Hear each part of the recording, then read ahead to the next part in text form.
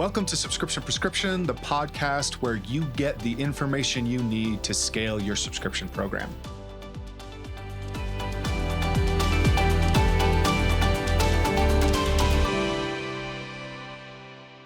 Hello and welcome to another episode of Subscription Prescription, the podcast where we help you figure out everything related to D2C subscriptions. And I'm really excited to be joined today by a good friend, Anthony Morgan. He is the CEO and founder of Enavi. He's a CRO genius. I think maybe might not be too underselling it here, Anthony, but thanks for coming on the show, man.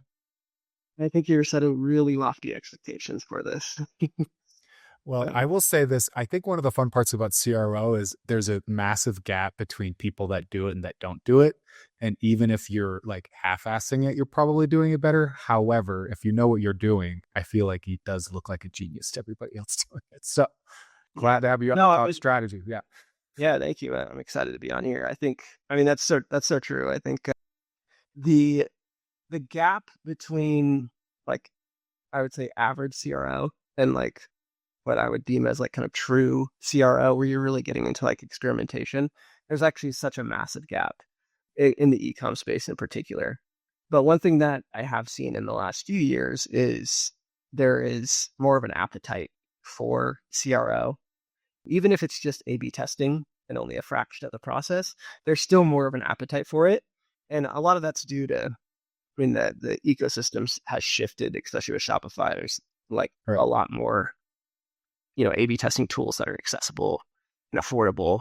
And so, there's been an influx of that has led to that. But there definitely is still like this maturity gap, which sounds like egotistical, but it's true. Like once you get into the CRO process, it's a depth that most still go to.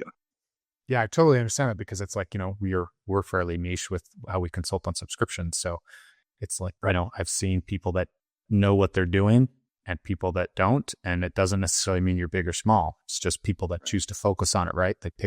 You want it to be part of like your DNA. So I think the first question I want to ask is, it's a little bit cart before the horse, but instead of asking you to define CRO for me, I would actually like to have you explain to our listeners, what does like a growing brand that is investing in CRO, what are they doing and seeing that is like makes it worthwhile? And then we can maybe define it a little bit more. But I'd love to hear from you what, say, like a brand at 10, 20, 30 million is doing and thinking about to improve their growth. Yeah. I think so. Foundationally, the way that I like to describe CRO is, at the core of it, it's a process that you use to influence human behavior. You could be influencing conversion rate, you could be influencing subscription take rate, but that's kind of at the core of it. And you're validating that you're actually making a difference through A/B testing, right? You can see does this hypothesis that we developed or we're testing here actually move the needle on this metric that we're trying to improve? And so that's kind of foundationally what CRO is. It's not just improving conversion rates. But for a growing brand, it honestly depends. It depends on the maturity of their like on-site performance. For the vast majority of brands, it starts with what we call the inter-site funnel, which is kind of our approach to understanding how users navigate through their funnel and how like where the bottlenecks are, where the opportunities are to improve the on-site experience. And it starts there. And then as you grow, it can go beyond that to, hey, we need to improve average order value. We need to improve subscription take rate. We need to, there's all different kinds of things that you could be doing, or problems or opportunities that you could be capitalizing on within the framework of CRO in that process. So that's really interesting, because it sounds like you're saying, because I think about that from terms of like a B2B SaaS funnel. It's like, okay, how many people are clicking on my ad? How many people are like hitting the landing page? How many people are submitting their email?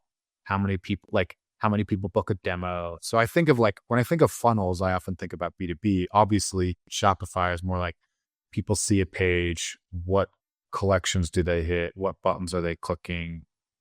Product page, add to cart, checkout.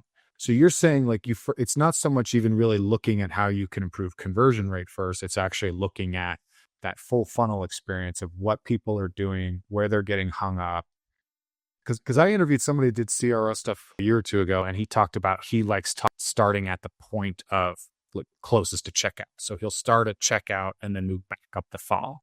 But it sounds like your experience is more about identifying where there's bottlenecks or opportunities. So you might have a decent add to cart to checkout, or say checkout conversion rate, but you might have a bad one earlier up. So are you starting at the bottom and working up, or are you looking at where there's some really big bottlenecks that you think you can solve?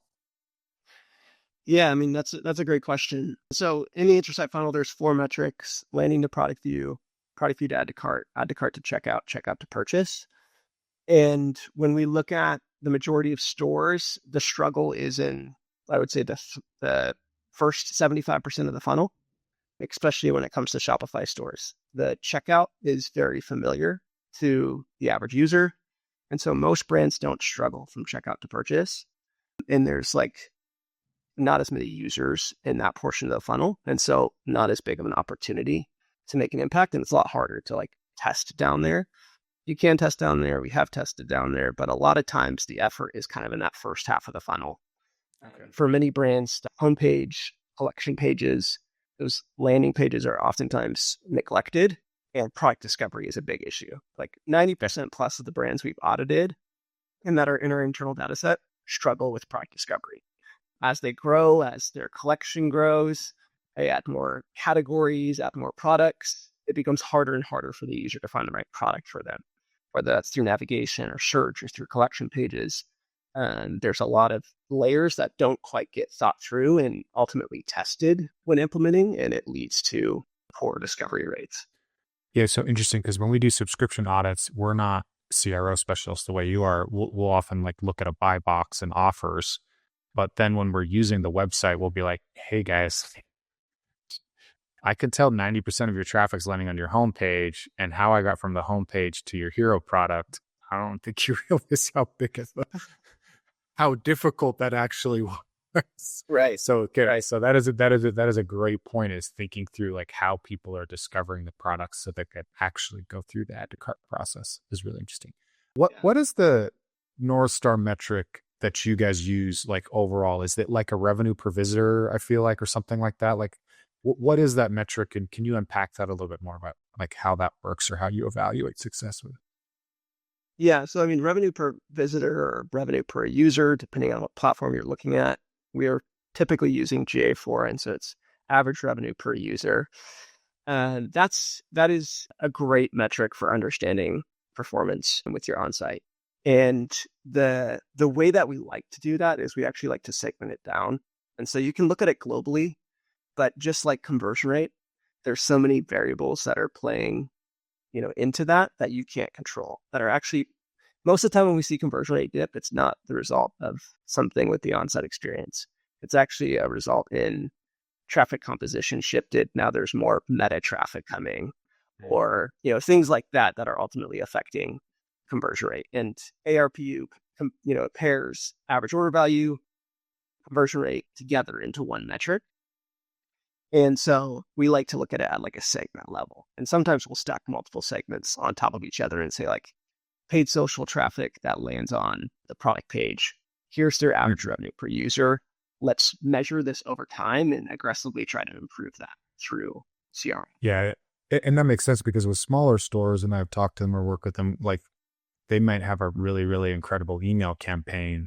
And so their conversion rate in a store that day is like 10%, right? Or like they'll have like an influencer talk about their product, and because they don't have a ton of traffic, it's like if they get 100 people to come to site and they get 20 people to buy, it totally throws off all of their metrics. So yeah, that makes sense too. Understand like where people are coming from, what they're hitting, and even potentially like, products or type of other user behavior to understand. So that makes a ton of sense. When we're talking about like that CRO, that funnel, like how do you, I guess part of the thing that I always like to try to understand is like, how do you think about CRO from like a theory standpoint? Is it something that's just like, you mentioned it being about trying to influence customer behavior?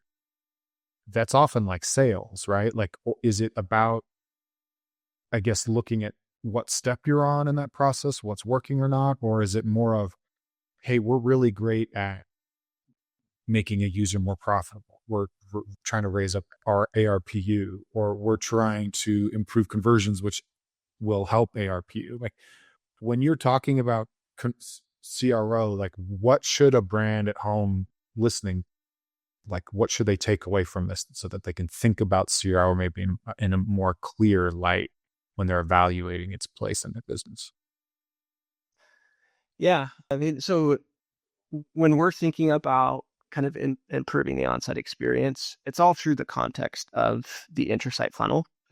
And so when it comes to, let's say a brand comes to us, we do our conversion audit. We take a look at their inter-site funnel and we see that, all right, you've got, say, 45% of your traffic landing on product pages and they're advancing to add to cart at a 6% rate. Our target there is 12%. Based off of our data and the benchmarks we have, that's the target that we've set. And so that's well beneath the target. And anytime we see that kind of near 5%, it's like, hey, if it's not affecting you right now, if it's not a problem that's affecting your ability to scale paid, it's going to at some point in the future. So we need to address that experience for these users. And so we're going to narrow in on, product page as a landing page for paid social and try to understand how we can improve that. And it's about getting into the mind of the customer and those that don't buy either, the user, to understand what are the friction points and what are the motivations. We need to reduce friction, increase motivation to increase the likelihood that they add to cart and then go on to purchase. So there's a lot of qualitative research that goes into that, to understanding why do customers buy, why do they not buy, and how can we speak to that on the product page in a more effective way. Yeah. Okay. I really like how you frame that. And that makes a lot of sense too, because you're thinking about it in terms of like growth constraints, right? Like, yeah, things seem to be fine right now, but you're actually below where you should be in some areas. And when you start to put a little pressure, like, especially right now with like political scene, the cost of Facebook ads, like it's really, really tricky out there from a paid ad standpoint. So you can answer positive or negative first, but I'd like to hear a few things that you think are a waste of time that people are doing from a CRO standpoint, and then a couple of things that you feel like are really, really compelling that win more than not, that people should be testing to see if it works for them. So negative or positive first, but I want to hear from both of you some ideas. Okay, cool. The first question was, what are the things that people waste time on, right? Right. So you brought up how you talked to somebody in the past about CRO and they talked about focusing on the lower part of the funnel. I think oftentimes people waste so much time on checkout optimization and they think, okay, we're closer to the dollar, so it can make a bigger impact here as a result. I don't think that's the reality. Like the juice really isn't worth the squeeze oftentimes that low in the funnel. Just the quantity, the sheer quantity of users that you're actually trying to influence there is much smaller than if you were working further up the funnel. And many of the issues that are actually causing users to abandon checkout can be preemptively addressed on a cart drawer, on a product page. Interesting. Okay. On the homepage. And you don't need to wait till checkout to do that. And sometimes checkout there's so many constraints, you can't do that well. And so that is often an area where, especially when like checkout extensibility came out, checkout blocks, there's a big craze on like checkout testing. I still see it quite a bit, not nearly as much as I did a year or 2 years ago. Not saying that there is an opportunity to test there, not saying that you can't win there. I'm just saying that it's probably not the place you want to sleep, right? Probably not the place you want to start. Now, there are situations where it is, and those are oftentimes brands that are, maybe they have a large like international cohort that they're like targeting. So there's like these duties and taxes and shipping and delivery that they've got to figure out how to communicate that well. There's opportunities there. Most of the time it's like logistics and the checkout that you're trying to improve. And it's not, the other friction points need to be preemptively addressed before they get to checkout. So that would be the area where I think brands waste quite a bit of time when it comes to CRO. Okay, I love that. So what are some things you're saying that are effective or where people should be spending their time? Yeah. I mean, if we want to talk subscription, honestly, the the area that I see so many brands neglect with subscription, and I would say it's table stakes. There's ways that you can test off and like iterate off of it, but I think it's table stakes to have it on your site. And if you don't have it on your site, like your subscriptions are not going to perform as well as they could from like a take rate standpoint. And that would be like just your value props around subscription. Just communicate those value props in the buy box. Like when the user is choosing between, a one-time or a subscription, they can clearly see what are the benefits of going with a subscription. What are maybe the friction points that they have around going with a subscription that you can help reduce with those value props? That's a simple one. And there's so often where I'll see brands will have subscriptions. They might not be a subscription first, or subscription might not even be like 50, 60% of their business. It might just be like 15, 20%, but they won't even have these things. It'll just be like one-time subscription. And like, and shows you could probably get another 10, 15% potentially out of your subscription take rate just by adding the right value props. Right. Okay. That's fantastic. I'm sure you've seen that one over and over again. Oh, yeah. Well, and I want to dive more into that too, but like before we move more fully into that topic, like just curious if there's other things you're seeing, like, is it about like simplifying the buttons inside? Like when somebody goes to click the little, hamburger up in the corner, is it the shop now button on the homepage should lead to your hero product versus a collection page? Like, I'm kind of curious if there's anything else you're seeing in that funnel, on the on-site funnel, that is influencing like people actually checking out and paying you. Yeah. I mean, I would say that one of the biggest areas is with the majority of brands, I don't think I've seen an audit that was like less than 30% of traffic landing on a product page. So there's a large percent of traffic that's landing on a PDP, and a good percentage of the PDPs that we see don't have a sales pitch near or above the fold or above the add to cart button. Oftentimes it's buried further down the page. And so you have this cold, low intent audience, oftentimes coming from paid, that's never seeing a sales pitch really. And there's so many areas above the add to cart button where you don't even have to add elements. You're just working within the constraints of a traditional PDP, where you can weave in a really compelling sales pitch that increases engagement, increases add to cart rate, and has downstream effects as a result. That to me is the biggest opportunity for the vast majority of brands, is improving the way that their product page orients. Because usually what people will do is they'll just go like, oh no, we need to go create custom landing pages. But that's not the answer for, a brand that has a massive catalog, or if you're in fashion, like you don't need a custom landing page for every product. Yeah, the custom landing page thing for me, usually I see be more effective when we're testing different offer structures around like a similar product with the same product. Like you have a hero product, we're going to test a bundle option, we're going to test like a bulk option, we're going to test some like different pricing or whatever.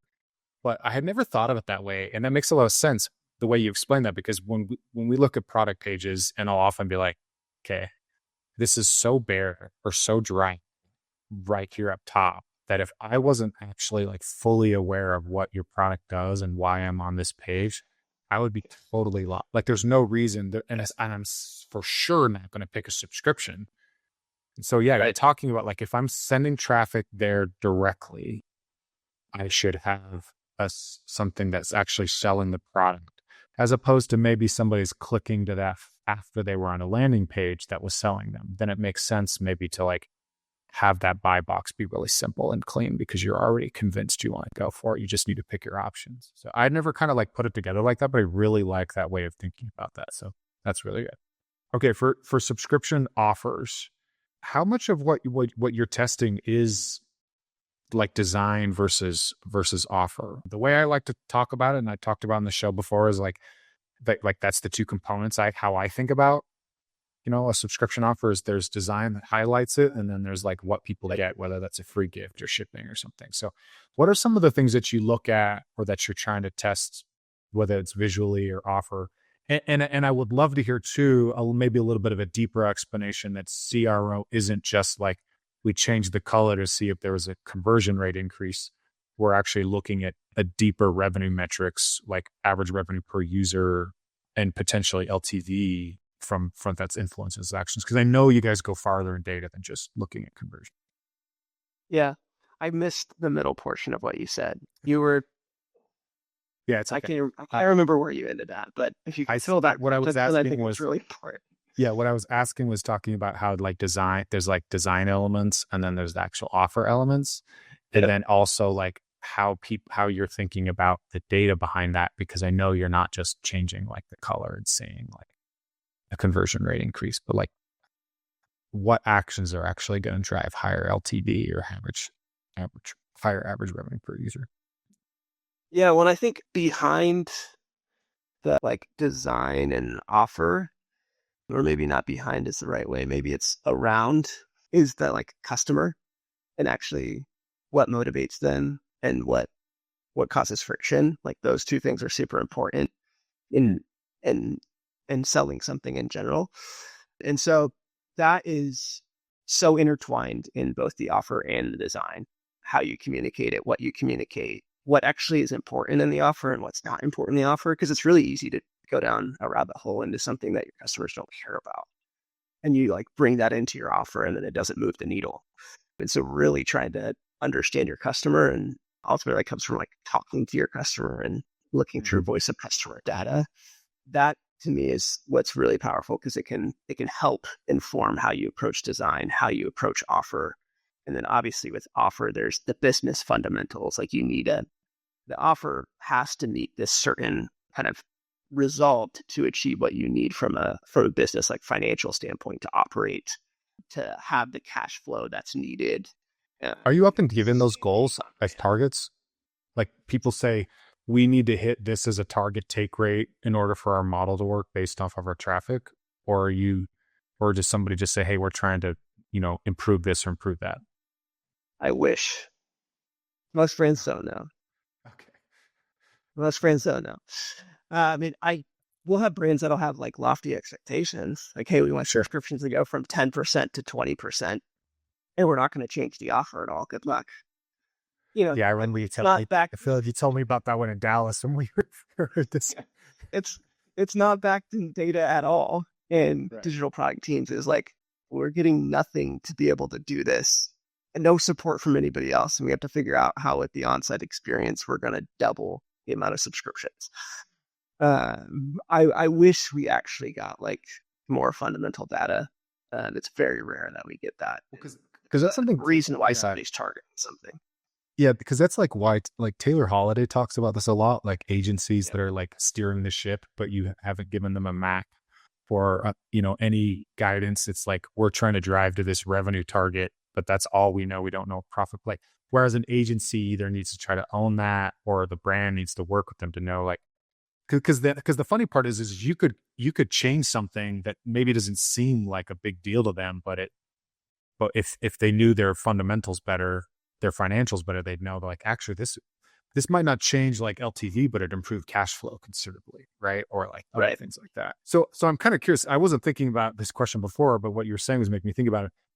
How solution aware are brands that come to you about CRO? Is it just a lot of people who know that with some help, their conversion rate will go up? Or are you getting people that are saying like, hey, we're trying to figure out this part of our funnel? Like how much do brands really know about what you're doing when they're coming to you trying to hire you? Most don't. Okay. I think this is going to that like maturity gap in the CRO space. We have brands that'll come to us that have never done CRO before. Some have a greater understanding of like what we're trying to achieve than others, but most of the time, like when they're coming in and like learning the process, it's like new to them. And the same goes for even brands that have worked with other agencies that offer CRO. And oftentimes those ones come with what I like to refer to as scar tissue. Yeah. And we have to like, peel back the layers and be like, and kind of educate a little bit more on what CRO is. Because they'll just come in with like, his CRO didn't work for us. And oftentimes it's because the previous process that was used just wasn't actually focused on producing long-term sustainable growth and was more like short-term tactics that, sure, you could get some wins here and there, but the reality is like just because an A/B test wins today doesn't mean the same value that it drove today. It's gonna drive that same value 6 months from now, 12 months from now. We could actually run that same A/B test 6 months from now, 12 months from now, and it actually loses or doesn't, it goes completely flat. Okay, can you unpack that a little bit more? Because sometimes I get kind of annoyed because we've had a few clients or brands we've talked to in the past where they're obsessed with A/B testing. This won the test, it's winning, moved on. Now there's another test, there's another test, there's another test. And sometimes I'm like, okay, I can see that it had a 10% lift, but there's no way this is like makes sense to anybody 2-3 months from now. Like this is not an evergreen like choice you're making. So can you unpack a little bit more like maybe there's an example or two you're thinking of understanding something that won today, but it's not going to win 6 months from now? Yeah, no, that's a great question. Let me see if I can think of an example there. Something that one, I mean, one example is like oftentimes you'll see like these short-term or these like very tactical approaches to like trying to influence conversion rate. And so it could be like you add a, low stock kind of alert or on your buy box. Like, yes, that could have a positive impact. Like you could run that in Q4 and it has a really positive impact on conversion rate. Let's say 3, 4, 5% lift on conversion rate. But you could go then run that 6 months later and it might not have the same impact, if any impact at all. And because the reality is there's in any moment that you're A/B testing, there are outside factors that are like out of your control. Like you try to strip out as many variables as you can, but the reality is you can't strip them all out, right? And so your traffic composition is going to change from month to month. The seasonality, the market, the competition, consumer behavior, like there's so many other things that are shifting. And so if you're just like testing all of these like tactical things to try to improve conversion rate, like, yes, you can make an impact, but that's not what CRO is. It's like really at the core of it, you're learning about the customer and you're using those learnings. Like A/B testing is just another method of research. Like, sure, you're validating that something make an impact, but you're actually learning. Does it matter to the customer? Does it not matter to the customer? And why does it matter? So a little reflective listening here. So let's take that low stock inventory example. I really like that because we're recording, it's November. This episode's coming out in December or January. So that makes a lot of sense. For me personally, low stock stuff is probably a little bit motivating in November, December. But when I see that in January, February, the rest of the year, it feels super gimmicky. Like it feels like we're like, buy now before we run out. And I'm like, I know that you have 10 million units in stock. Like, right. So I actually don't like it. So what you're saying, so that's a basic A/B testing thing and why it may or may not work. What you're talking about with CRO though would be like, hey, if Matt is your ideal customer profile, Matt is actually not motivated by that type of emergency, but Matt would be really motivated by more information about how this product might be helpful to him. So we've discovered that we're embedding more information on the website. And actually Matt wants to know really clearly how quickly it's going to be delivered as opposed to it being out of stock, right? Like he wants to know if it's what day it's arriving. We're going to implement that. Am I capturing the spirit of kind of what you're saying correctly there? Yeah, no, exactly. And like we can't do that with understanding Matt and why he buys and why he doesn't buy. And like if you're familiar with like jobs to be done, every product that the customer is hiring the product to complete a job, whether it's shoelaces or toothpaste. There's a job that product is, meant to achieve. Some products have a greater depth to how you need to communicate to a customer what's important to them. Like fashion is going to be communicated much differently than a supplement. Right. And so that is really at the core of what you're trying to do is understand why does somebody buy the product? Like what is that solution that they're hiring the product for? And how can we speak to that in a way that motivates them and decreases friction? I love that because that's what we talk about all the time in subscriptions. And the basic example I use all the time is like protein powder. If I don't know what you're actually trying to do with it, are you bulking? Are you losing weight? Like, are you just, trying to be a little bit healthier?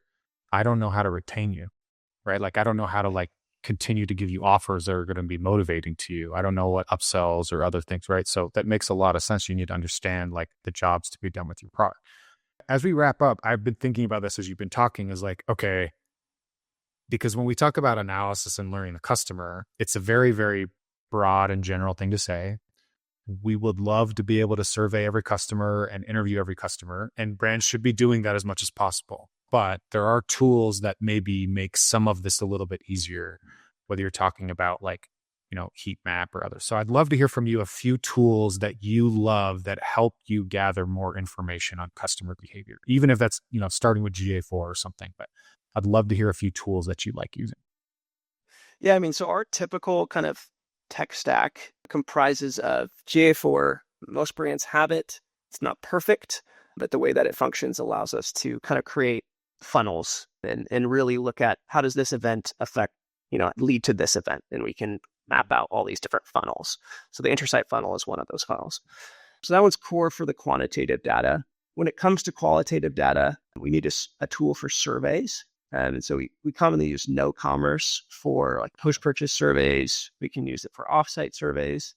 We also like to do on-site surveys. And so that'll be like a Hotjar, or there's another tool called Zigpoll that we'll use.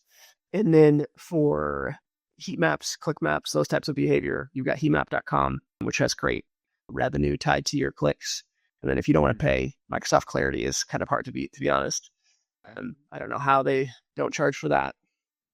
And then from a testing standpoint, we use Intelligems or Convert. So there's differences between both of those.